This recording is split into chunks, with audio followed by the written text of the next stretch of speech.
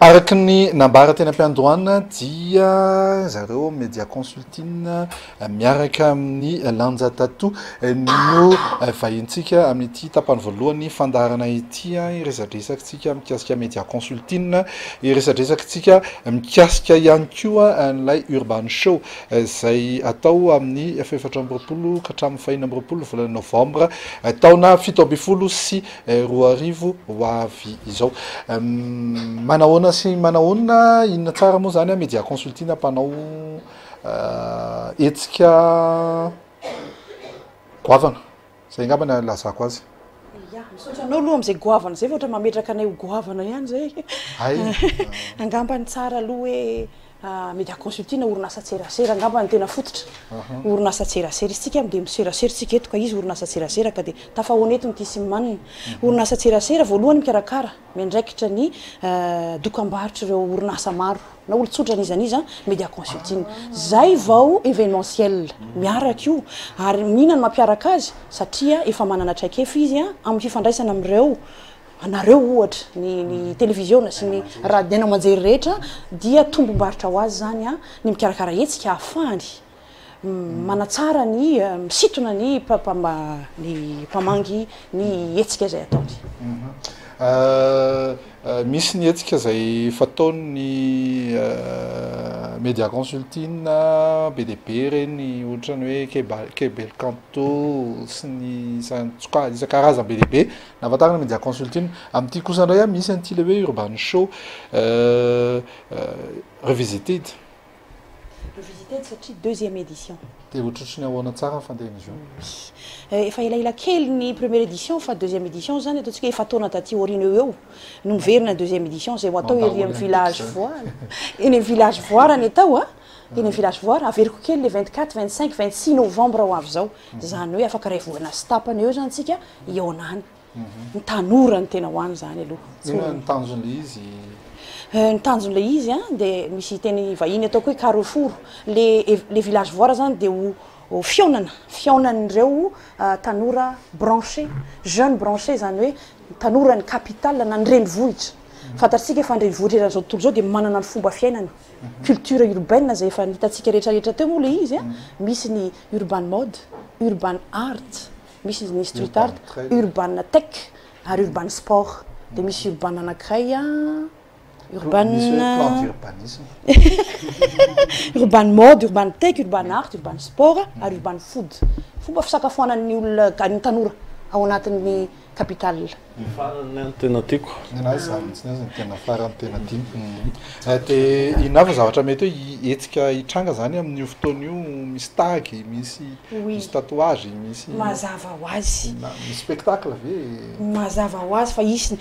ny culture urbaine rehetra zany dia ho hitantsika ao samy hafa amin'ny any ambanivohitra ny renivohitra ho hitantsika ao ny sakafo fihinan'ny tanora any amin'ny renivohitra capitale io ho hitantsika ao ny lamody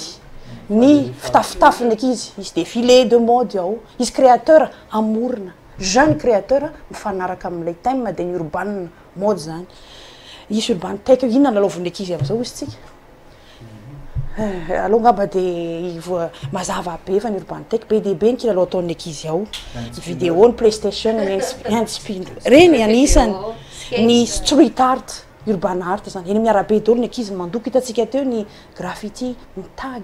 ny sport hitantsika eny ny roller ao ary anana mpiara-miasa zahay izy mpiara-miasa tsirairay aby ireo section rehetrarehetra ireo nareo discipline indreo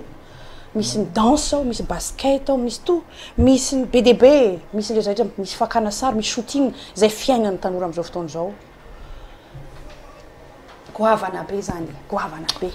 zany hoe verindray ny antitra zany hoe mety misy tanora mandeha tsiraray niditra tao fa mety mivoaka foa izy mety tsororo tsy manino zany raha mahasoa rehefa zavatra mahafinaritra sy mahasoa ka aleo tsy mahafinaritra ihany satria ny tanjonay média consulting dia tsy mahafinaritra fotsiny fa ny mahasoa hono ahy lanja ianao anisan'ny mandray anjara raha tsy diso amin'io tatoa amin'io urban show io manahoana ny fandraisanao anjara amin'io I vulgariser ny tatouage ve zany ianao ino moa dikany tatouage amin'ny teny malagasy tomboka vatsy tomboka vatsy mahafinaritra be tomboka vatsy vulgariser aloha ngamba tsy de zay loatra fa hiezaka zany ny tena koa ampafantatra kokoa ny olona hoe inona marina moa le tatouage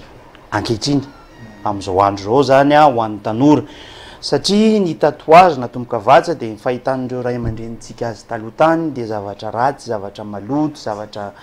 ho an'olo zaza maditra sy olona maditra ary olona mivoaka avy any amin'ny fonja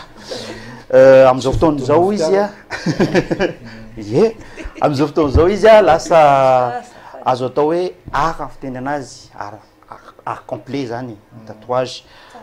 misy zavakanto misy ray aman-dreny zany a zay moa zany tena tiako apita bebe kokoa hoe ny ankizy a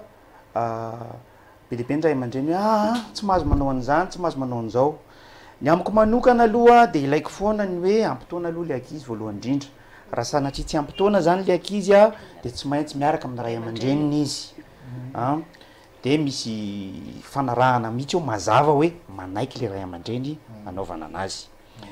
fa koa manarakaraka an'izay a ny resaka fahadiovana iny zany zavatra ara-pahasalamana ka ny dikan'izay zany de tsy maintsy manaraka ny atao hoe norme internationale ny atao hoe fenitry raisam-pirenena amin'ny resaka fahadiovan'ny fitaovana rehefa manao an'io asa anankiray io ono rehefa manao tatouage rehefa manao tomboka vatsa indray mandeha tsy ampody koa tsy afaka alana ntsony zay le mahatonga an'le izy hoe mila mandinika tsara de mila maka hevitra tsara de manapa-kevitra tsara amin'ny le olona anankiroa zany hoe le mpanjifa sy za-panao azy de tsy maintsy misy fifankalana mialoha aloha filan-kevitra mialoha aloha somary miresaka kely amiko mihitsy aloha zany le mpanjifa hoe zao no zavatra tedaviko voalohany indrindra hoe zavatra tiany zavatra tsy tiany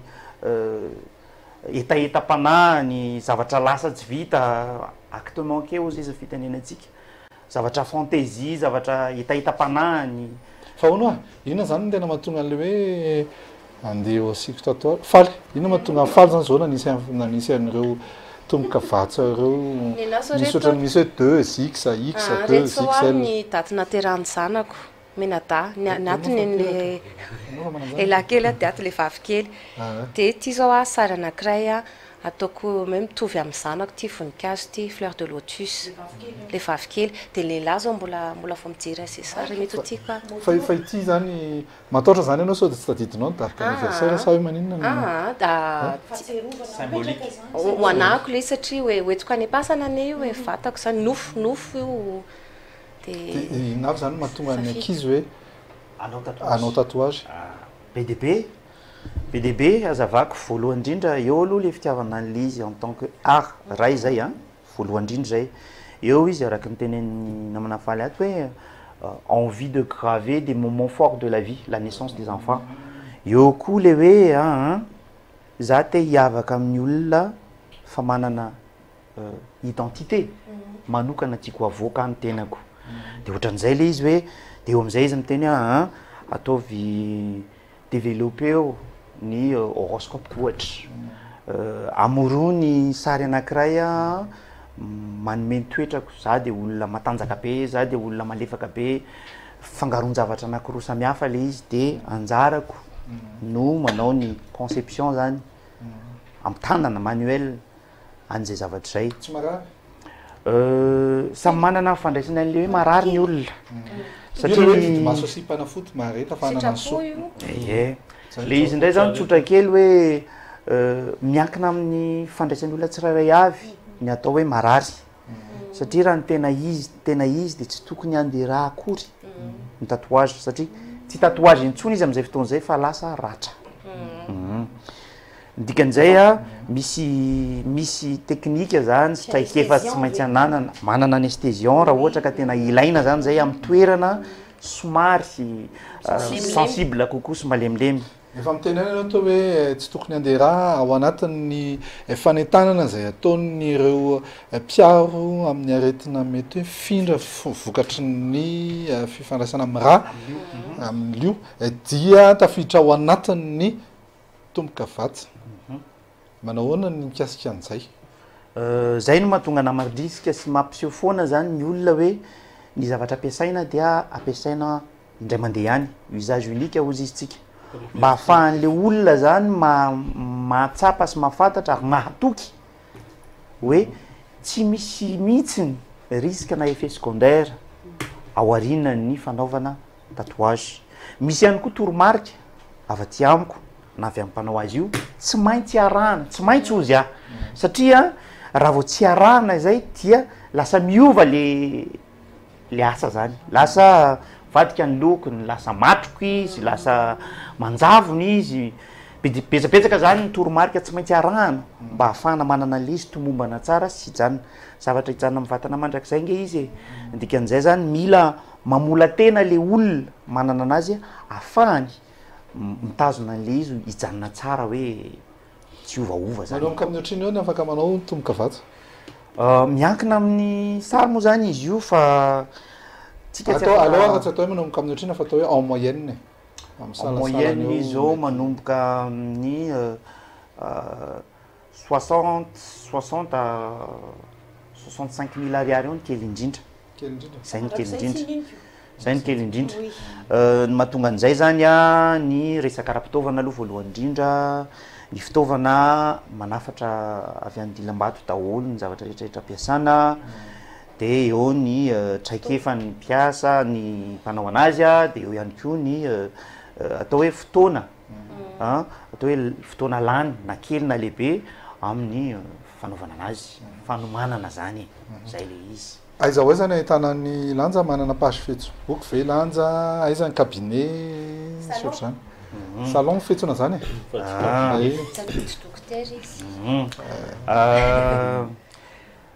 am'izao fotoana zao aloha zany a mbola mandehandeha moa zany manantona ny mpanjifa mandehandeha mahita raha ilanja ny antony zany a tsotra kely eto Madagasikara ny fanomanana zavatra ohatraohatran'izay zany a mba hanaraka ny atao hoe norme internationale na fitentsika anazy a somary mafimafy satria ny fitaovana rehetrarehetra de tsy maintsy afarana avokoa de mbola tsy manana an'izay financement zay zany aloha ilanja zao fa ho avy an'izay